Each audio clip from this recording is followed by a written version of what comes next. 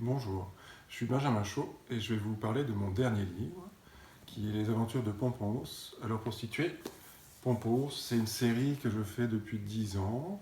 Il y a eu Une chanson d'ours en premier, en deuxième Coquillage et Petit ours, ensuite Poucoupi d'ours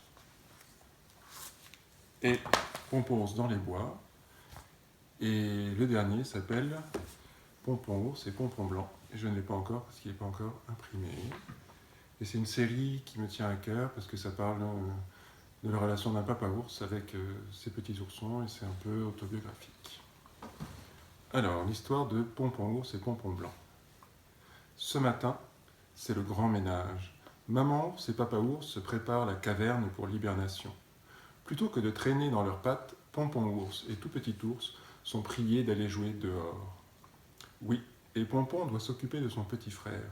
C'est une grande responsabilité. Heureusement, il a trouvé une idée pour l'occuper. Ils vont préparer une fête d'hibernation. Il leur faut une table, des verres, une nappe, de belles décorations, un peu de peinture. Surtout, il faut bien s'appliquer. Dis, tout petit ours, tu avances bien? Catastrophe, dans un grand boing, tout petit ours et toutes les décorations disparaissent au loin. Il n'écoute donc jamais ce qu'on lui dit, celui-là grommelle Pompon ours. Maintenant, il va y avoir de la peinture partout. Ni une ni deux, Pompon se lance à la poursuite de son terrible petit frère qui salit absolument tout sur son chemin. Il faut à tout prix qu'il l'arrête avant qu'il ne fasse d'autres bêtises. Sapristi, où est-il passé? Eh oh, reviens tout de suite, tout petit ours. Mais évidemment, tout petit ours ne revient pas. C'est quand même incroyable ce que ça peut être désobéissant un petit frère. Ah, ça y est, Pompon aperçoit la petite queue poilue de son petit frère. Ah, en fait, elle est toute blanche et ça n'est pas tout petit ours, mais un autre ourson, presque pareil, en blanc. Et il n'y a pas qu'un seul comme ça, mais deux, mais trois, mais encore plus. Pompon les suit jusqu'à une clairière remplie d'ours blancs, tous un peu maigres et l'air fatigués. Certains sont encore en train d'arriver par le lac, sur de gros glaçons en train de fondre. Et qu'est-ce qu'il voit? Son petit frère est parmi eux, là, tranquille, tout en haut d'un arbre, et il fait la conversation. Ça suffit maintenant, il faut rentrer, dit Pompon. Descends tout de suite et arrête de faire le clown. Mais tout petit ours n'entend pas.